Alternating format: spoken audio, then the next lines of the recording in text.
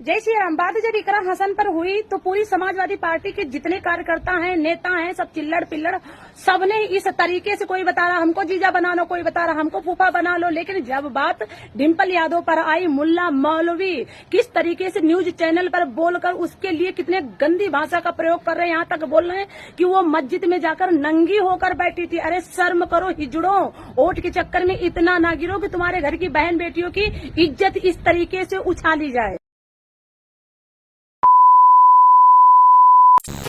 राजा ऐसा चुनना चाहिए जो प्रजा की रक्षा करे। राजा ऐसा होना चाहिए जो हमेशा प्रजा के लिए मरता हो। राजा ऐसा होना चाहिए जो बिना किसी के ये सोचे समझे कि ये मेरा करीबी है या कौन है, उसकी मदद करे, उसकी हेल्प करे, उसका साथ दे। कल से आप देख रहे होंगे, मौलाना राशिद नाम है इसका शायद, इसने अखिलेश यादव की पत्नी डिम्पल यादव को लेकर किस तरीके की आपत्तिजनक टिप्पणी करी थी। नॉर्मल केवल जो ब्लाउज होता है ऊपर और जो साड़ी होता है, जो इंडियन ड्रेस है, वो इन्होंने धारण किया हुआ था। इन्होंने बोला है कि नंगी बैठी थी। अभी तक आपने सारी चीज़ें सुन ली होगी। नंगा जैसे घटिया शब्द का प्रयोग किया, उसके बावजूद भी अभी तक अखिलेश यादव की तरफ से और डिम्पल यादव की तरफ से उसको लेकर एक भी बयानबाजी नहीं आई है। बयानबाजी आई भी है तो किस चीज़ को लेकर? हमारे सांसद हैं, सारा कुछ ये बीजेपी का षड्यंत्र है, बीजेपी कहीं और ध्यान देती नहीं है। लेकिन जो मौलाना राशिद ने इन पर खुद घटिया बयानबाजी करी है, इस चीज़ को लेकर कुछ नहीं कह पा रही हैं। मैं नाम नहीं लेता, सब जानते हैं। जो मोहतरमा उनके साथ थी, दो औरतें थी। एक तो बिल्कुल अपने मुस्लिम उसमें थी, सर पे दुपट्टा था, उनका सब कुछ था, इकरा हसन जी।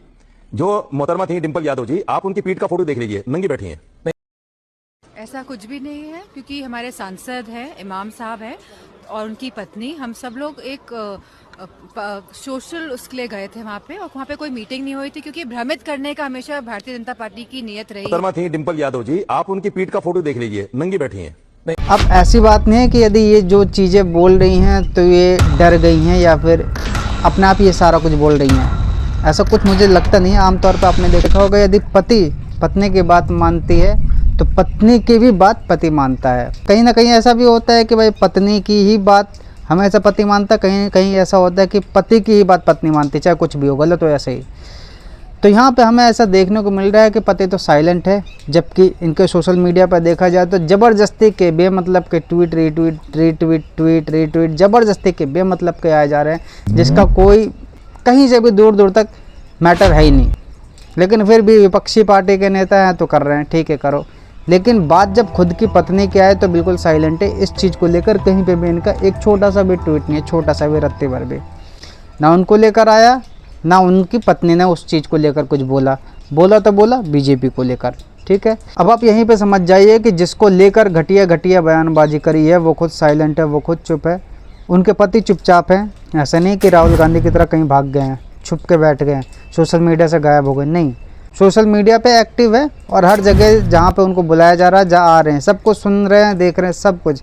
उसके बावजूद भी चुपचाप है, क्योंकि उनका वोट बैंक ऐसा है, नाराज़ हो जाएगा यदि उनकी पत्नी को लेकर जो बातें बोली है उसको लेकर ज़रा सा भी कुछ बोल दिया तो। डिम्पल यादव जी, आप उनकी पीठ का फोटो देख लीजिए, नंगी बैठी हैं। अब आप ये समझ जाइए कि जो एक आपका नेता, जो उत्तर प्रदेश पूरे भारत का सबसे बड़ी जनसंख्या वाला राज्य का मुख्यमंत्री रह चुका है, वो अपनी पत्नी की बचाव में एक शब्द नहीं बोल पा रहा है, और आप दिन रात हमारे नेता अखिलेश भैया करते रहते हैं। आपका कहाँ से साथ दे देंगे वो भैया? कहाँ से, किस उम्मीद से आप ये सोच रहे हो कि वो आपका साथ देंगे? थोड़ा सा सोचिएगा ज़रूर।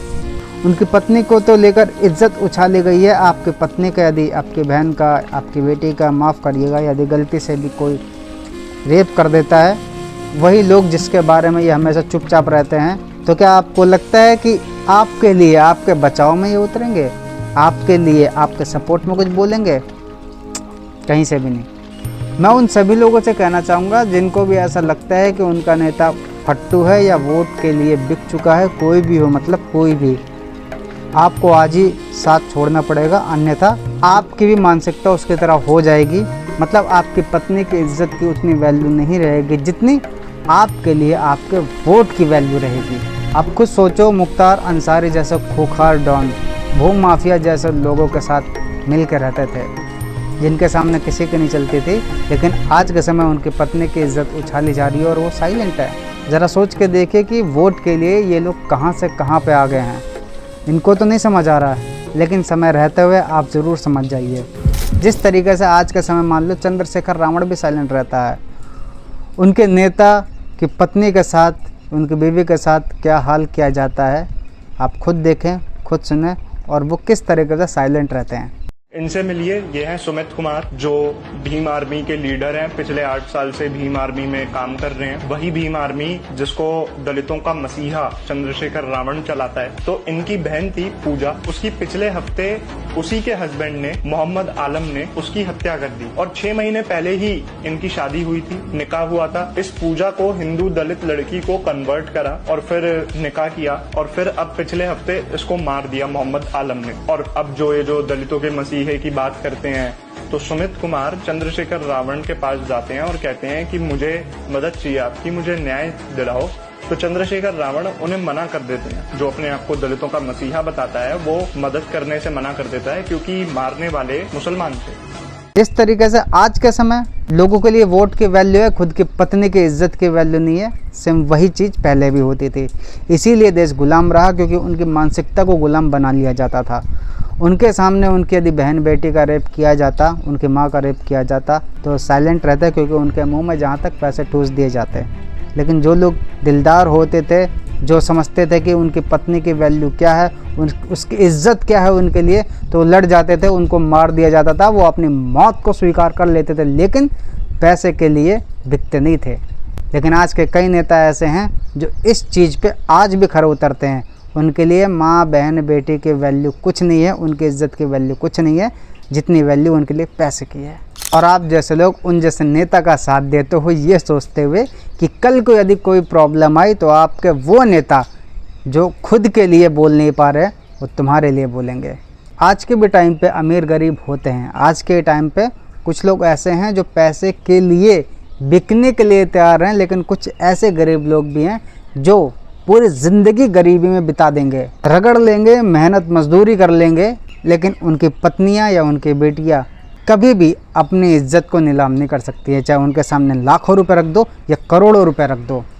यहीं से आप समझ जाइए कि कौन पैसे वाला है, कौन गरीब है। आज के ज़माने में भी ऐसे लोग हैं जिनके लिए पैसे की नहीं, इज्जत की वैल्यू है। हर हर महादेव।